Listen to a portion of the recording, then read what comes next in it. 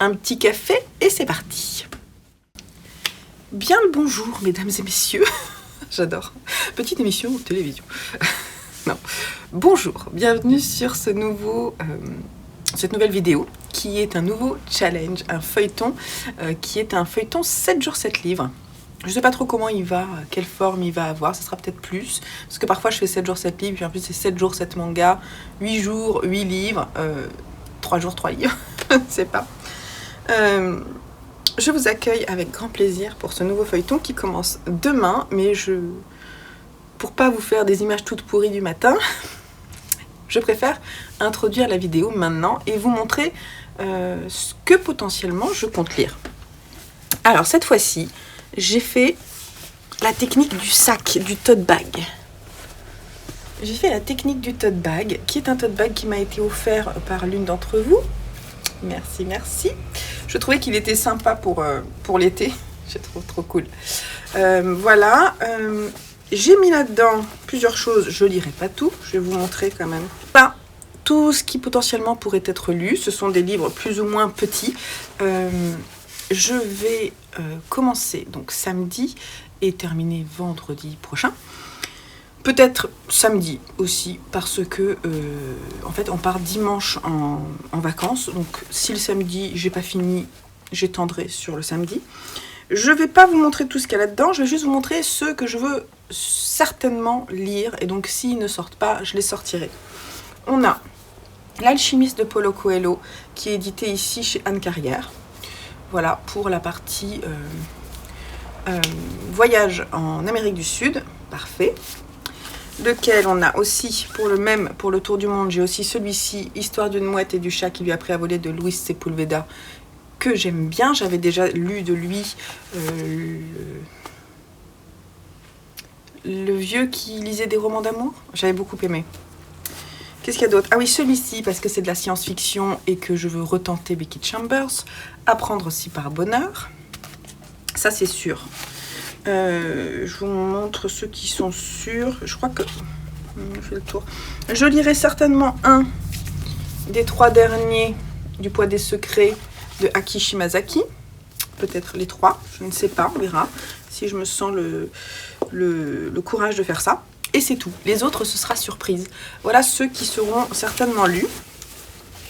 Donc l'idée, c'est que le matin, je pioche au hasard un de ces livres. Je vais d'ailleurs descendre ce sac et peut-être faire piocher mon homme aussi pour que la main soit totalement...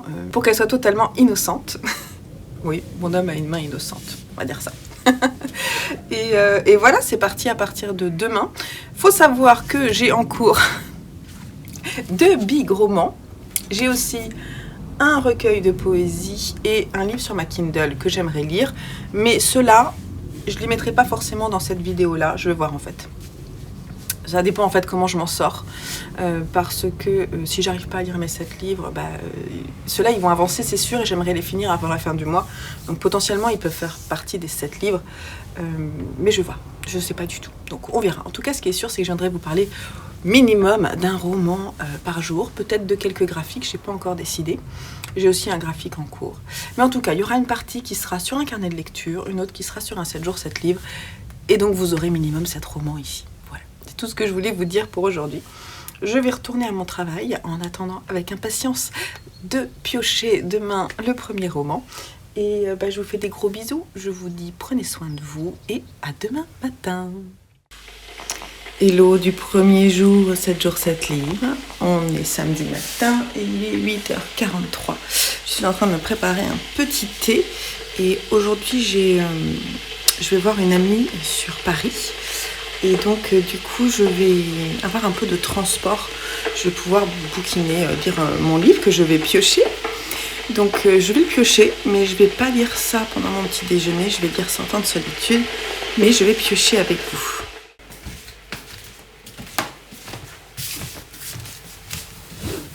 Alors, première pioche.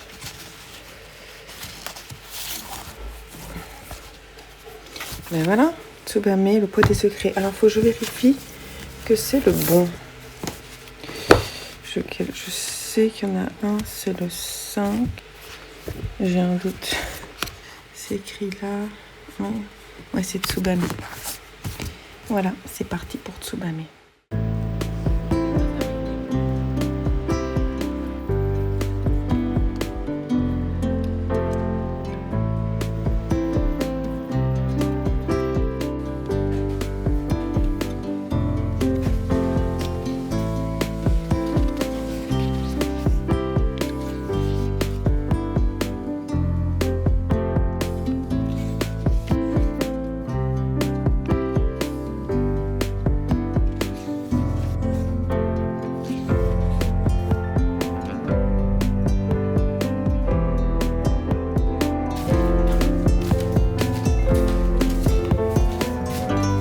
Pas bien mis, attends.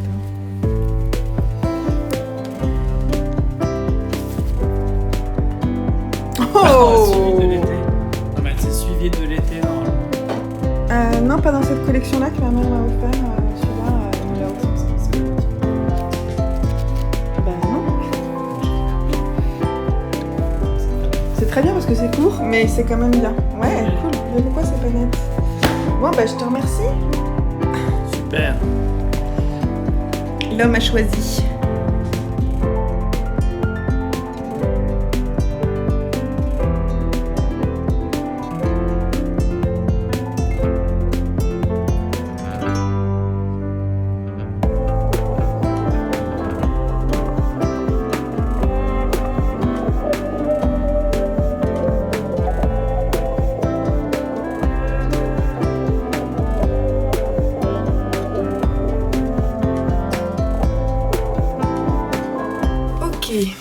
Alors, c'est bon, il y a du soleil.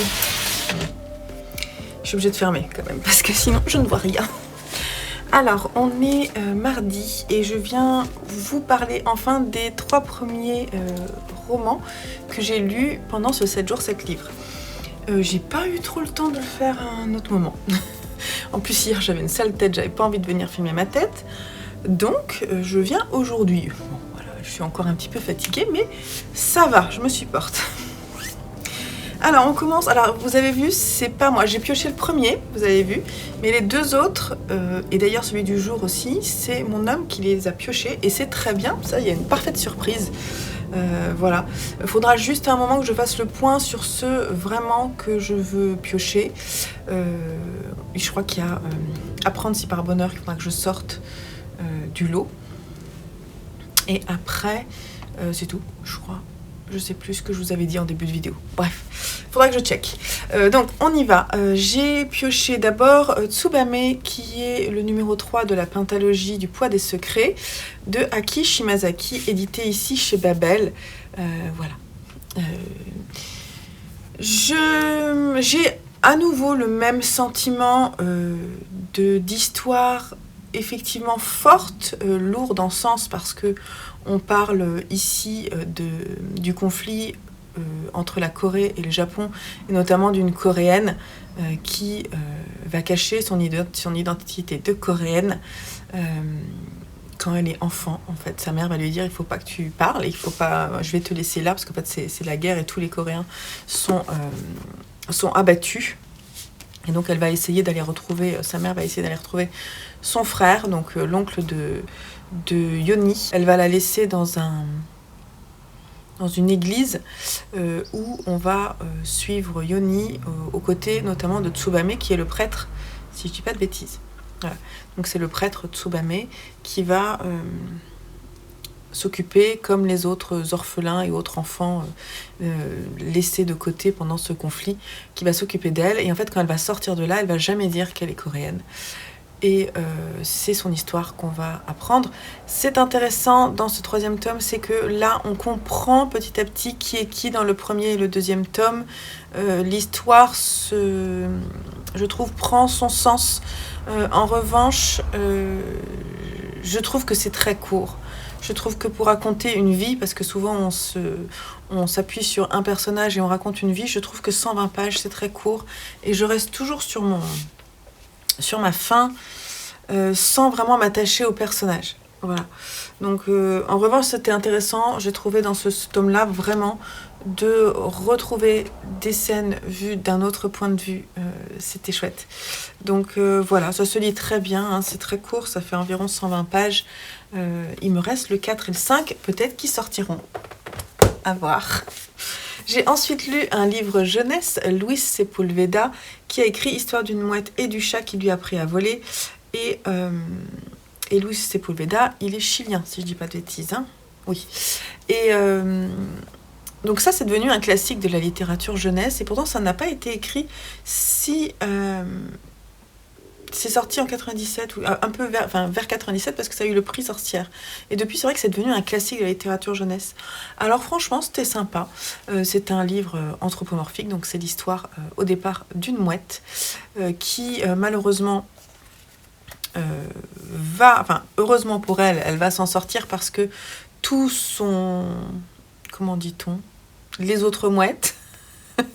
les autres mouettes de son groupe vont être toutes prises dans en fait une nappe de pétrole et elle va s'en sortir, mais elle a quand même beaucoup de pétrole sur elle et elle va atterrir un peu vraiment très fatiguée. Elle va atterrir en fait sur la fenêtre d'un lieu où vit un bon vieux gros chat noir et gros, je sais plus comment il dit, qui est fort sympathique. Comment il s'appelle ? Non. Si. Le chat grand, noir et gros, Zorbas.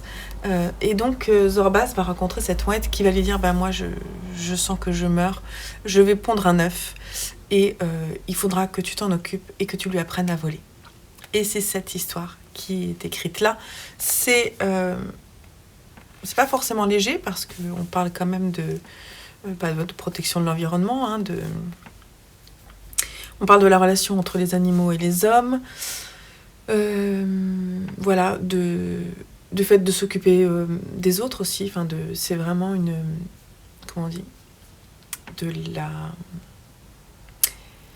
Une réflexion sur est-ce qu'on prend soin, les animaux entre eux, ils prennent souvent soin les uns des autres. Après, tout ce qui est... Voilà, solidarité, c'est ça, c'était le terme que je cherchais. Solidarité, tendresse, nature et poésie, effectivement, c'est bien écrit, ça se lit très bien, c'est agréable. C'est un livre très jeunesse, donc je m'attendais un peu plus. Voilà, j'ai trouvé ça sympathique, mais pas forcément extraordinaire. Forcément, ce n'est pas moi le public, mais vraiment, je me disais, par exemple, Lucien, il pourrait le lire. Je pense que vraiment, quand on est premier lecteur, ça peut vraiment être très sympa. Donc à voir, ou je lui lirai s'il a la flemme. Je lui lirai peut-être, je lui dirai. Et puis j'ai lu un livre que j'ai adoré. La veuve des Van Gogh de Camilo Sanchez, édité ici chez Liana Levi Piccolo. Camilo Sanchez, il est argentin. Alors je lis, en fait, c'est un journaliste. Et il a fait beaucoup d'articles surtout. Et en fait, La Veuve de Van Gogh, c'est son premier roman. Mais quand je suis allée voir sur Livre Addict, moi j'ai vu que celui-ci. Donc je sais pas trop s'il s'est fait connaître par la suite. Il est sorti quand, ce roman ? En 2012. Il a été traduit en 2017. Hein. Ouais, la traduction française en 2017. Si je me trompe pas, c'est ma mère qui me l'a offert. Et j'ai adoré. J'ai adoré parce que j'adore l'œuvre de Van Gogh, j'adore l'histoire fraternelle entre Vincent et Théo. J'ai lu déjà ces échanges, cet échange épistolaire entre les deux, une partie, hein, parce que c'est juste énorme. Donc une partie, j'ai très envie de me les offrir parce qu'ils sont chez mes parents. Je crois que j'ai un petit recueil des dernières lettres qui est très beau aussi, je sais plus, chez Libretto, je crois, je sais pas où il est. Et j'étais très... En fait, je savais pas trop à quoi m'attendre, je savais pas si c'était une fiction ou non. Là, en fait, c'est une fiction qui s'appuie sur le carnet de notes de Fernanda... Comment s'appelle-t-elle ? Non, Johanna Van Gogh-Bonger, qui est donc l'épouse de Théo, et qui, son carnet, en fait, débute au moment où Théo apprend que son frère vient de se suicider. Enfin, il ne l'apprend pas, puisque son frère meurt dans ses bras. Et il revient chez lui, et elle commence à écrire son carnet. Et elle va écrire la lente agonie de Théo, qui va autant d'un point de vue psychologique complètement dérapé et d'un point de vue physique, petit à petit, être... en fait, je ne sais pas ce qu'il avait comme maladie, mais il était complètement... Son corps, en fait, ne répondait plus, donc je sais plus ce que c'était sa maladie, je me souviens plus. En fait, on va suivre, du coup, le déclin de Théo par son histoire. Elle... Quand ils apprennent que Vincent est mort, ils ont un enfant qui s'appelle Vincent, et elle n'était pas forcément d'accord pour que ce soit le cas, donc elle le subit un peu. Donc dans son livre, elle dit toujours j'appellerai du coup Vincent Van Gogh, toujours Van Gogh, et mon fils s'appellera Vincent, pour vraiment séparer les deux, histoire que cette tragédie familiale ne le poursuive pas. Et donc je sais plus ce que je suis en train de dire, je me suis perdue comme d'habitude. Et elle va écrire donc cette lente agonie de Théo, et puis en fait sa mort, et ensuite la reconstruction de sa propre reconstruction et son travail, parce qu'en fait elle va avoir en main toutes les lettres de Vincent Van Gogh, et elle va aussi récupérer une grande partie des toiles qui sont restées à Paris et qu'elle va ramener en Hollande avec elle. Et donc voilà, c'est par son biais que le travail de Vincent Van Gogh va émerger dans le milieu de l'art.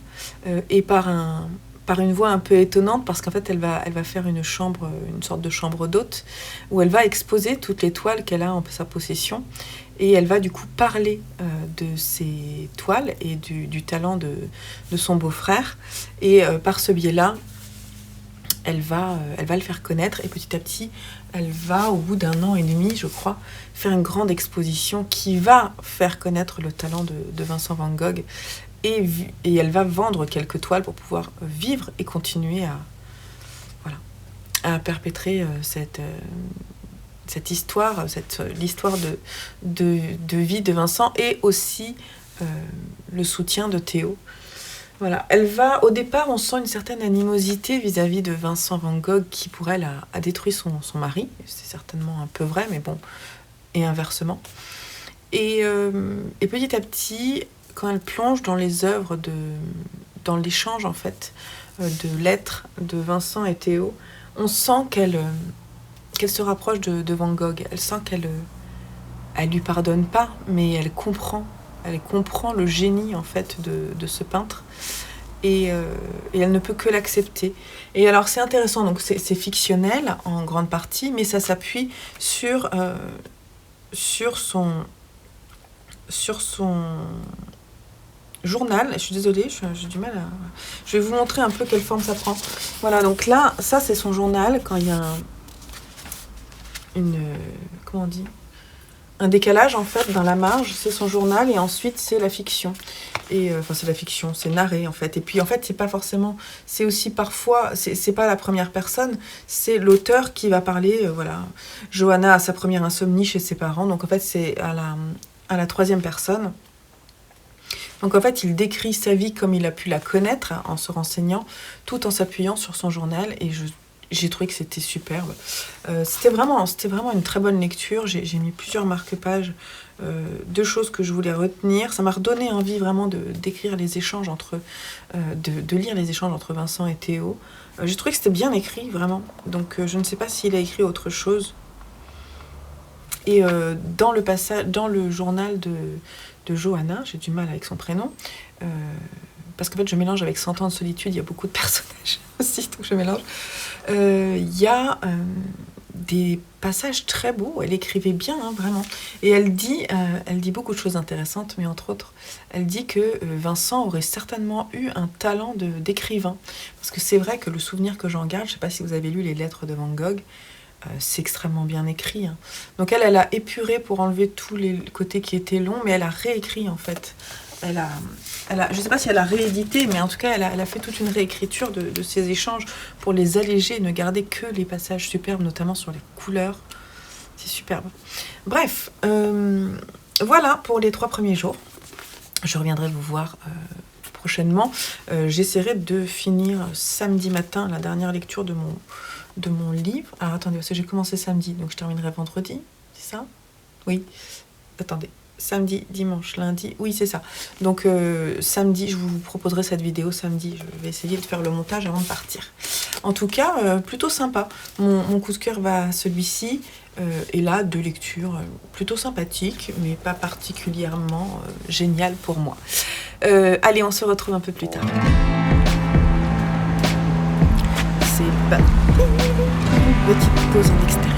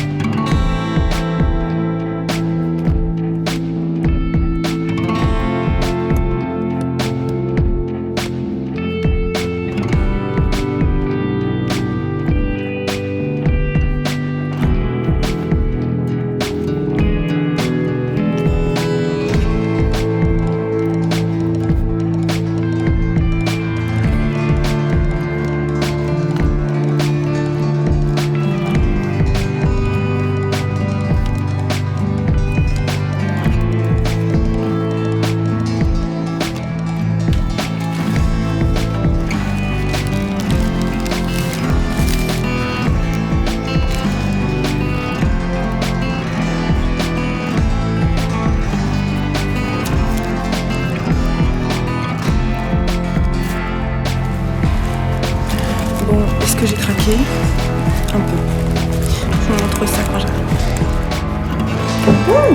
De retour chez moi, j'ai plein de choses qui étaient sur ma wishlist et donc j'ai pris que des romans qui étaient sur ma wishlist. Je suis trop contente. Alors je prends comme ça bien. Ah oui, trop contente celui-là parce qu'en plus j'arrête pas de le mettre dans mon panier Amazon. Oui, j'achète de temps en temps mes livres sur Amazon. Jetez-moi la pierre. Voilà. Et pas avec cette couverture-là, mais je préfère cette couverture-là. Donc, c'est Pourquoi tu pleures d'Amélie Antoine. J'espère que c'est bien le même. C'est au rayon thriller, donc pour moi, on est OK. Un roman noir aux allures de thriller qui sont les abysses les plus profonds de l'âme humaine. Peut-on jamais vraiment connaître les personnes qui partagent notre vie ? J'ai entendu vraiment de bons échos sur ce roman. Voilà, donc je suis plutôt contente. La maison d'édition, c'est le Muscadier Noir que je ne connais pas. Et il était à 12,70 au lieu de 19,50. Petite promo. Trop contente d'avoir trouvé celui-là en occasion. En fait, quand il est sorti il n'y a pas très très longtemps chez Gallmeister. Il me donnait vraiment envie. D'ailleurs, j'avais contacté la maison d'édition Gallmeister pour qu'ils m'envoient, qu'ils me l'envoient, que je le lise. Et ils m'ont pas répondu. Donc j'en ai marre, j'arrête de contacter les maisons d'édition. C'est pas grave, s'ils veulent pas que je leur fasse de la promo. Non, je plaisante. Non, Gallmeister, si vous passez par là, n'hésitez pas à envoyer votre catalogue, parce qu'il y a souvent des choses qui me plaisent. Donc c'est Écoutez-moi jusqu'à la fin de Jess Gunty, qui est sorti cette année, si je dis pas de bêtises. Peut-être fin d'année dernière. Ouais, peut-être fin d'année dernière. Non, en 2023, ouais, cette année. Et alors, je me souviens que quand j'ai lu l'histoire, je me suis dit, ça a l'air trop bien, et je me souviens plus. Blanquine Watkins est une jeune femme à part. Sa beauté éthérée et son intelligence aiguë dressent une barrière entre elle et les autres. Elle partage un appartement avec 3 garçons qu'elle ne comprend ni n'apprécie, mais sur lesquels elle exerce une étrange fascination. Tous viennent de foyers brisés et tâtonnent pour trouver leur place dans l'existence. Afin de ne pas se blesser au contact des autres, Blandine se réfugie dans le mysticisme. Comment devenir adulte dans cette ville délabrée, dans ce monde qui n'a que faire des fragilités de la jeunesse ? Soudain, dans la chaleur de juillet et sous une pluie diluvienne, un geste de violence inexpliqué survient. C'est un premier roman.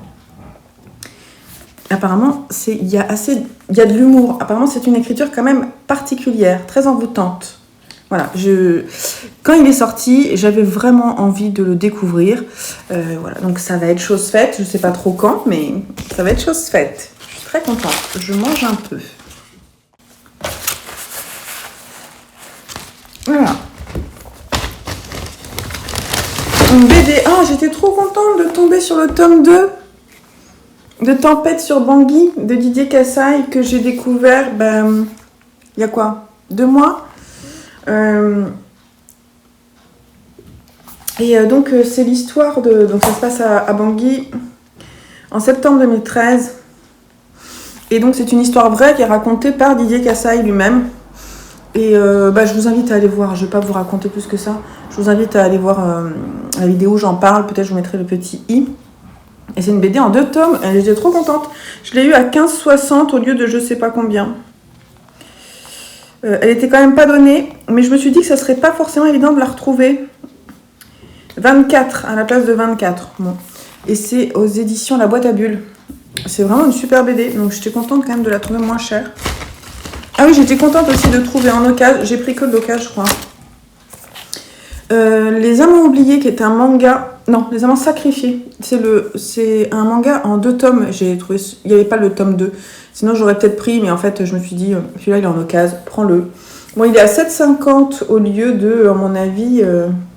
C'est un grand manga, alors peut-être que c'est quand même plus cher que ça. Je sais pas s'il y a écrit le prix en dessous. Est-ce qu'il y a écrit le prix? À la place de 9,95, donc c'est une toute petite réduc. Mais j'avais envie de me l'offrir, donc il était dans ma wishlist. Donc c'est un manga de Masasumi Kakizaki. C'est chez Kiyun. Et c'est un manga historique avec une romance, si je dis pas de bêtises. Voilà.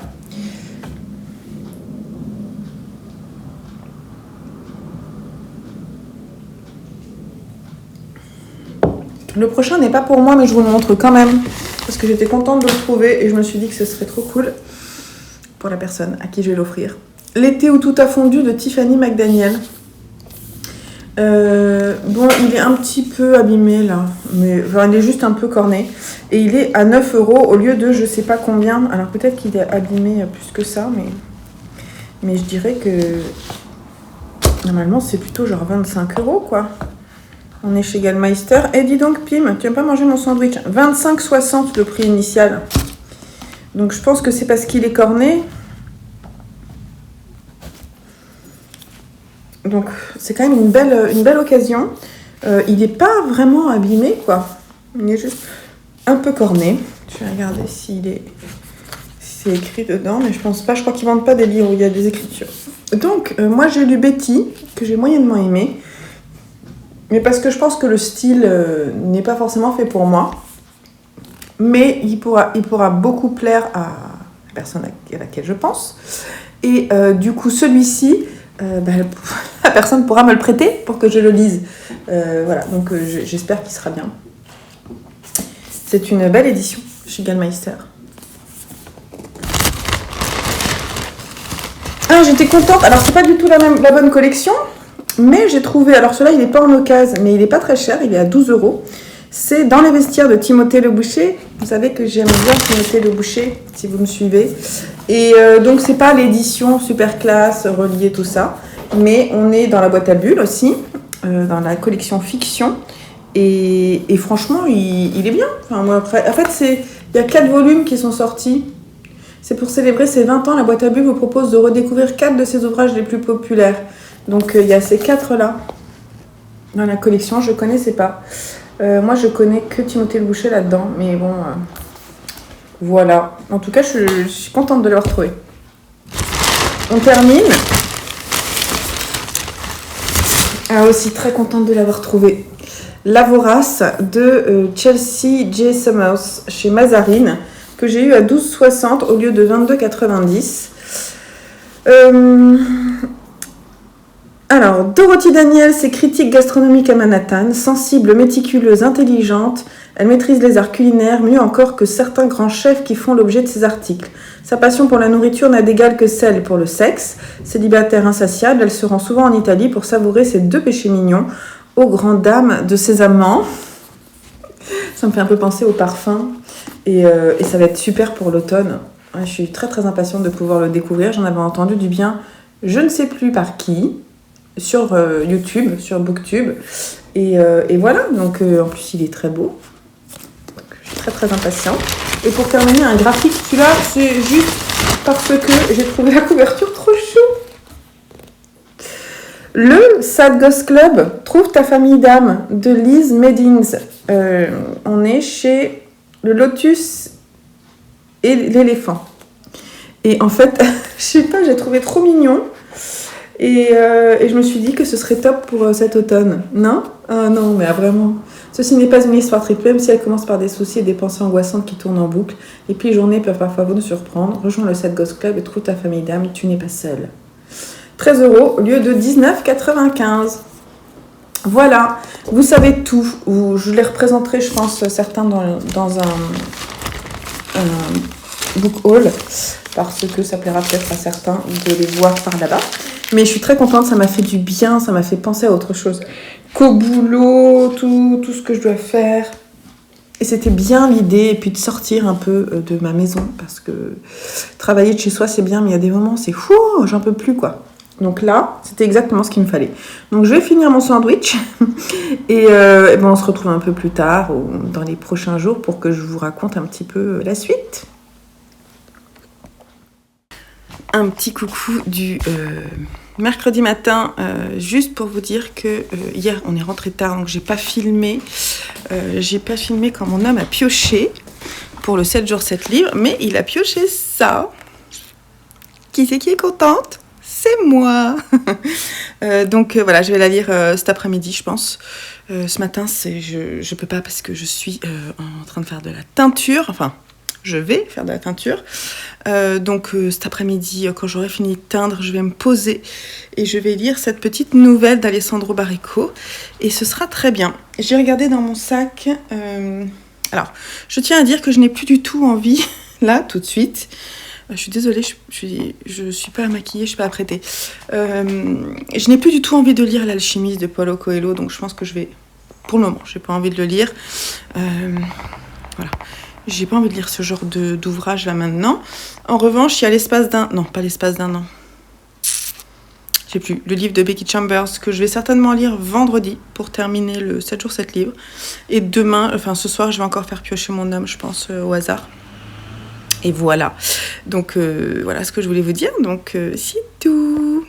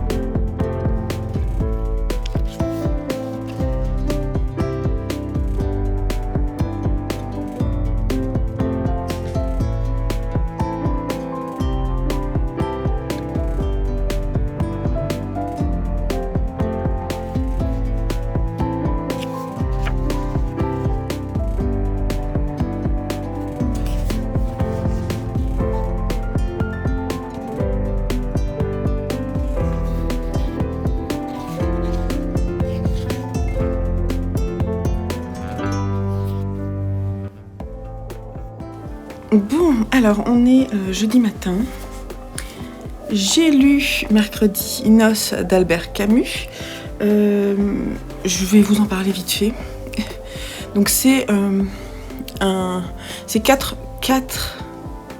chapitres de la jeunesse d'Albert Camus. En fait, il a écrit... ça part souvent d'une ville et en fait, il a écrit ses pensées un peu à la façon essai ou philosophie, essai philosophique sur voilà, le sens de la vie, le bonheur, la mort, l'amour. Beaucoup de thèmes qui lui sont chers et qui définissent en fait son courant de pensée. Et donc c'est en 4 chapitres. Moi j'ai beaucoup aimé les 3 premiers. En fait, Nos, c'est le premier. C'est Nos à Tipasa. Donc Tipasa, c'est une ville en Moyen-Orient. Et il y a aussi le vent de Djémila. Et la 3e, c'est l'été à Alger. Et après, il parle de Venise, si je ne me trompe pas, de Pise. Il parle de Pise. La 4e est vraiment différente. J'étais beaucoup plus hermétique à ce qu'il a voulu nous dire dans la 4e. Je ne devais pas forcément être prête pour lire ce qu'il voulait nous dire à ce moment-là. Je pense que je suis passée à côté de la dernière. Mais les 3 premières m'ont beaucoup touchée et j'ai noté des passages qui m'ont plu. Donc, plutôt une bonne lecture. Hier, vous m'avez vu lire intégralement, rapidement, cette petite nouvelle de Alessandro Baricco, Novecento pianiste, ici édité chez Folio. Là, j'ai pas dit, mais c'est NRFSC. C'est un cadeau que ma mère m'avait fait. Merci maman. Je ne pense pas qu'elle passe par là, mais merci quand même. Donc celle-ci, c'est un cadeau d'Anne-Marie, si je dis pas de bêtises, une des personnes qui me suit par ici. Donc Anne-Marie, sache que j'ai adoré comme d'habitude Alessandro Baricco et j'étais tellement contente quand mon homme a pioché ça. Tellement contente. Et je me suis régalée, comme d'habitude, avec Alessandro Baricco. Ça ne change pas. J'ai lu 5 romans de lui, non 4, c'est mon 5e. J'ai une bêtise peut-être. Et j'adore son écriture. Le sujet est comme d'habitude un peu original. On parle de personnages qui ont des vies. Enfin là, c'est un personnage qui a une vie vraiment à part, puisque Novecento, de son 5e prénom, est né sur un bateau qui fait la navette entre l'Europe et l'Amérique. Et en fait, il ne quittera jamais ce bateau. Et il est pianiste. Et il découvre un don de pianiste à ce moment-là, à la mort de celui qui l'a pris sous son aile quand il l'a trouvé bébé sur le bateau.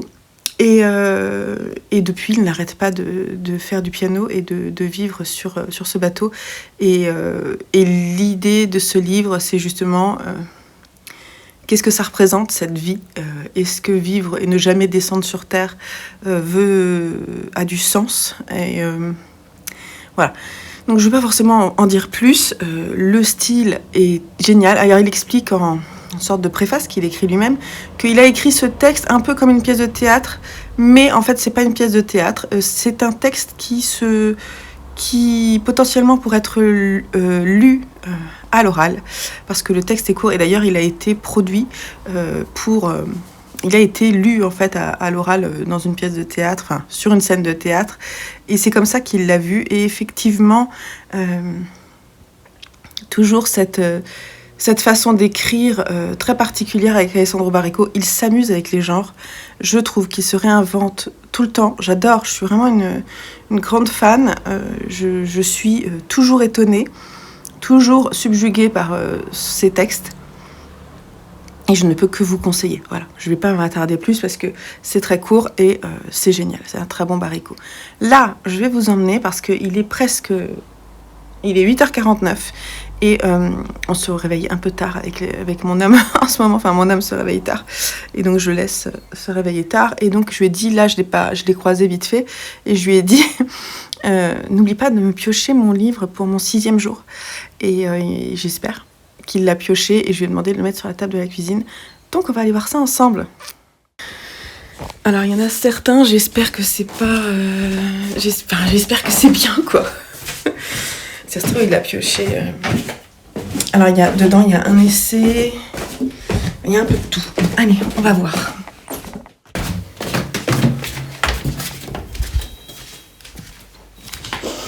Alors.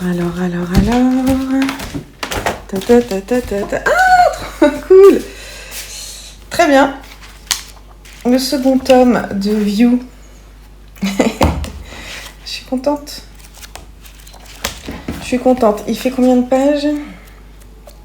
Ah, il fait quand même pas mal de pages. Donc je vais essayer d'en lire un peu à mes pauses ce matin, midi, tout ça. Bon, désolée, j'ai une sale tête du réveil. Il est 7h48. Je prends mon café, mon petit déjeuner et je vais débuter ma dernière lecture. Apprendre si par bonheur de Becky Chambers chez La Talente. Cette couverture est splendide, je tiens à le dire déjà. C'est très beau. Voilà, donc c'est parti. J'espère que ça va me plaire. On en parle rapidement de toute façon. Il est un petit peu long quand même. Il fait 130 pages, mais c'est écrit bien dense. Oups. Hier, j'ai lu le tome 2 de View et je l'ai terminé ce matin parce que j'ai pas réussi à le lire en une journée. Donc voilà. Il me restait 20 pages, donc je l'ai terminé ce matin.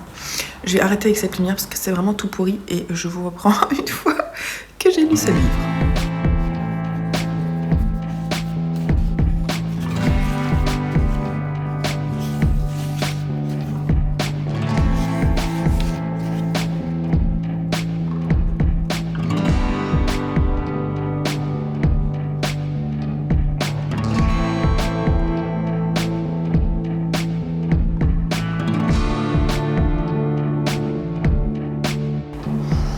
Bon, vous n'êtes pas droit du tout. Là, c'est un catastrophe. Ok, donc on est samedi matin et je viens clore ce feuilleton 7 jours 7 livres. Je suis désolée, je suis toute rouge parce que je prépare les valises pour partir demain. Et donc j'arrête pas de monter et de descendre. Et voilà. Donc j'ai un petit peu chaud, mais ça va. Alors, pour terminer, on va parler de ces deux livres. J'entends un drôle de bruit, c'est pas grave. Donc, jeudi, j'ai lu... Ah oui, je sais pourquoi. C'est parce que je suis dans mon casque. Attendez.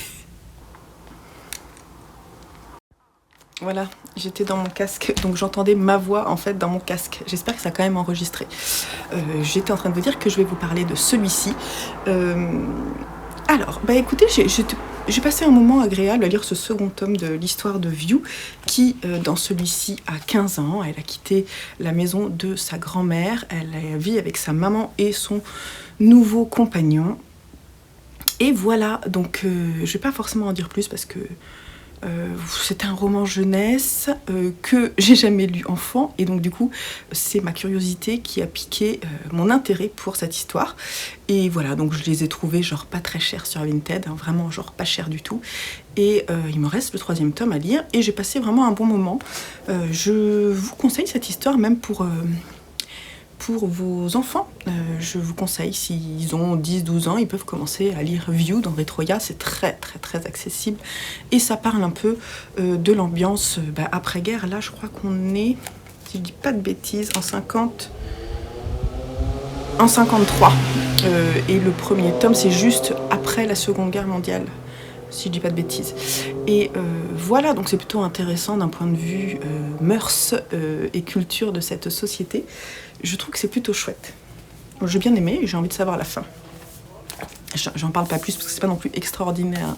Et puis pour terminer, est-ce que je me suis rabibochée avec Becky Chambers, avec Apprendre si par bonheur chez La Talente, ce superbe livre qui est vraiment très beau, qui est très court mais en fait assez long à lire. Eh bien écoutez, moyennement. Est-ce que j'ai préféré l'histoire du moine et du robot? Non, pas plus, pas moins je crois. Je crois que Becky Chambers et moi, c'est pas forcément... ça ne matche pas, voilà. C'est pas très grave, hein. Donc c'est de la science-fiction, on appelle ça de la science-fiction optimiste. Oui, avec beaucoup de représentations. Oui, alors c'est vraiment ce que j'avais entendu, c'est ça. J'ai pas l'optimisme, je l'ai pas particulièrement ressenti. La représentation, pas tant que ça. J'ai plutôt que c'est l'impression plutôt de l'apologie des relations libres. Voilà. qui apparemment serait représentatif de la société actuelle. Bon d'accord, moi ça m'a pas forcément parlé, vous voyez. J'ai l'impression, voilà, l'histoire, je vais vous raconter vite fait. On a 4 astronautes qui se réveillent après, je sais plus, 15 ans de... Ils étaient allongés dans des caissons donc réfrigérés, vous voyez, puis ils se réveillent après un temps de pseudo-coma. Ils ont perdu que 2 ans de leur vie physique, mais plusieurs années sont passées. On est dans le futur, on est en 2100 quelque chose. Et sur Terre, en fait, on leur a demandé d'aller explorer les autres systèmes solaires pour découvrir comment fonctionne la vie sur ces planètes. Voilà. Donc ils vont aller explorer 4 planètes, si je ne dis pas de bêtises. Aekor, Mirabilis, Opéra et Votum. Voilà, et ensuite ils sont censés rentrer sur Terre. Donc on va les découvrir à leur réveil, découvrir leur personnalité, qui ils sont. Ça, j'ai trouvé que c'était pas mal. Il y avait une introduction qui était plutôt intéressante. Je me suis dit, tiens, d'accord, ça peut être intéressant. Voilà. Et puis, on les voit qui font des études, en fait, des sociétés vivantes sur ces planètes. C'est avec plus ou moins de difficultés. Et voilà. Mais au début, je me suis dit, mais c'est tout. Il ne va pas y avoir genre d'histoire. Le seul truc que je peux vous dire, c'est ils savent avec 10-15 ans, le moment où ils sont partis, ils ont des actualités de la Terre qui arrivent vers eux. Et donc voilà, donc c'est un peu une histoire entre ce qu'ils sont en train de faire et ce qui se passe sur Terre et qu'est-ce qu'ils vont pouvoir ramener comme prélèvement, comme tout ça. Et voilà. Voilà, donc en fait c'est... ce qui est sous-entendu, c'est de surtout pas abîmer ces planètes. Il y a vraiment un souci de l'écologie, de l'écosystème en place, de ne rien altérer. Il n'est pas sous-entendu que les hommes pourraient y vivre et que du coup, ce serait potentiellement une recherche de nouvelles vies ailleurs que sur Terre. Juste de la recherche. Et en fait, pendant toute l'histoire, il y a quand même une trame à un moment qui arrive au milieu du bouquin, on se dit ok, il va se passer un truc. Mais moi, j'ai pas compris pourquoi elle mettait tant de temps à le mettre en place. J'ai pas compris en fait ce qu'elle a voulu nous dire dans ce roman-là. Je disais sur Discord que les personnages déjà m'ont pas particulièrement touchée. L'histoire, c'est bien écrit, c'est fluide, on comprend. Il y a des recherches scientifiques qui sont intéressantes. On sent qu'elle a envie d'explorer ce qui pourrait exister dans un potentiel d'autres systèmes solaires. Mais bon, sinon pas plus, ça va pas... Il y a une pseudo-morale là, qui se met en place vers la fin, que j'ai pas en plus particulièrement comprise, acceptée. En fait, j'ai l'impression que je ne ressens pas les choses de la même façon qu'elle, et donc du coup ça ne matche pas. Voilà, tout simplement. Mais vous pourriez aimer, pour moi la science-fiction, je sais pas, c'est pas ça quoi. C'est pas parce qu'on est dans le futur qu'on peut, je sais pas, juste raconter... Je sais pas, je trouve que ça manque de trame en fait, ça manque d'histoire, d'intérêt, voilà. Ça n'a pas vraiment d'intérêt. C'est bien écrit, mais... C'est bien écrit, c'est pas particulièrement bien écrit en plus, je trouve. Pas plus que d'autres choses. Puis il se passe pas grand chose, voilà. Je ne suis pas pro Becky Chambers, vous aurez compris, mais ça ne veut pas dire que ça ne vous parlera pas. Et si vous aimez les récits courts, allez-y. Voilà. Alors pour terminer ce 7 jours, 7 livres, j'aimerais vous dire quels sont mes préférés. Voilà. Mes 3 préférés de ces 7 jours, 7 livres. Novecento, pianiste. J'ai adoré. La veuve des Van Gogh de Camilo Sanchez, que j'ai beaucoup aimé. Et en 3e position, je mettrais... Pas facile, en 3e position, celui-ci.